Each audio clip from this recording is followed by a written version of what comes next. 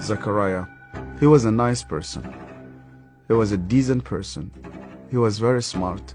He was the only Christian in the whole of the school. And I hated him. Because I thought as a Muslim, I must be better than him. But he was better than I. We start to beat him every single day that we come to school. And we agreed on that night, we need to kill him. It was dark.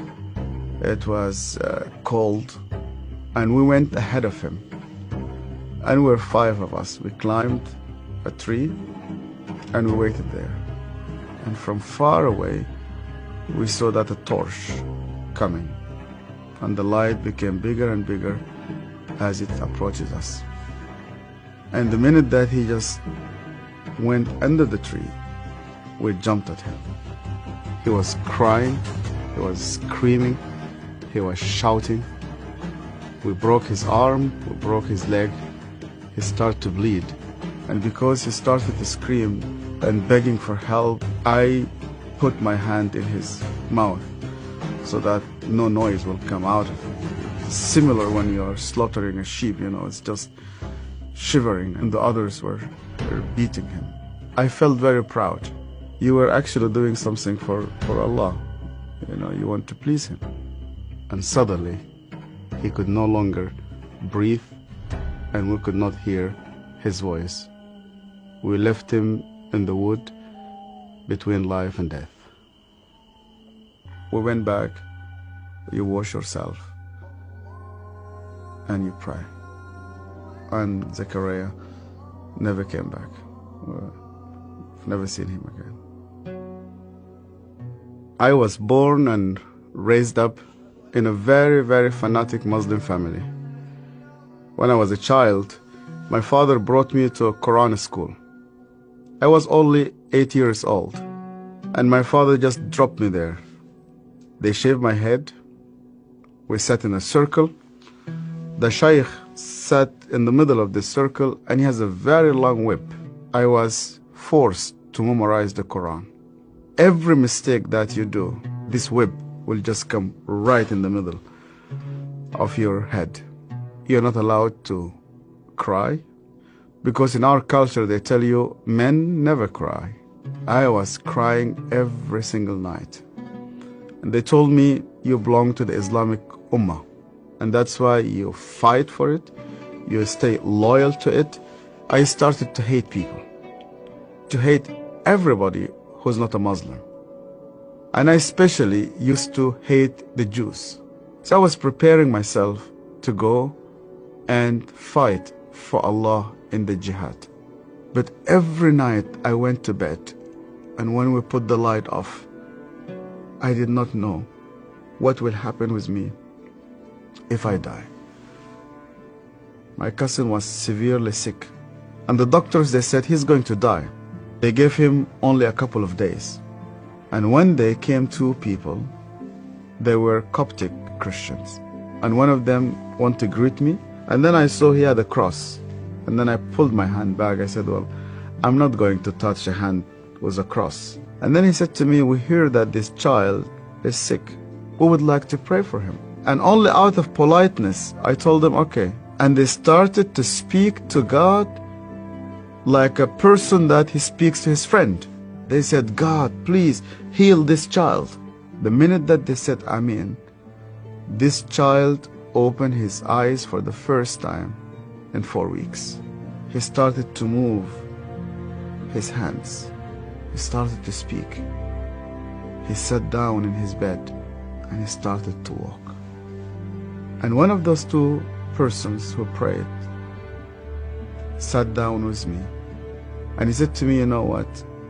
The real miracle is that God wants to change your heart. Do you believe that Yeshua is alive? And I told him, yeah. Because according to the Islamic tradition, God took him to heaven, and he's alive, and he will come back one day. And he said to me, because he's alive, you can speak to him. That changed my entire life. And when I started to read the scripture, nobody needed to convince me to love the Jewish people. The only way for Muslims to start to love the Jews is when they meet Yeshua. I loved my family, I loved my father, I loved my mother, and I loved my community. And when I decided to follow Yeshua, my grandfather and my father said to me, "You are no longer one of us." They made a funeral. They invited friends and family. They brought a coffin to the cemetery, and they said, "Our son is dead." To be declared dead with no family, I said to God, "Where are you?" I heard this voice, and this voice told me, "You know that the grave where your name is written, you know that grave is empty. And guess what? My grave is also empty." I went to Egypt for the first time after many years, and I was in a pastoral conference. And one of the Sudanese pastors came to me, it's an elderly man, gray hair, started to speak to me, and he asked me, "Where did you come from?" I told him my story. He started to cry. And then I asked him, "Why are you crying?" And he said to me, "Do you remember me? My name is Zachariah." And suddenly, I remembered him. The last time I saw him, it was in that dark night.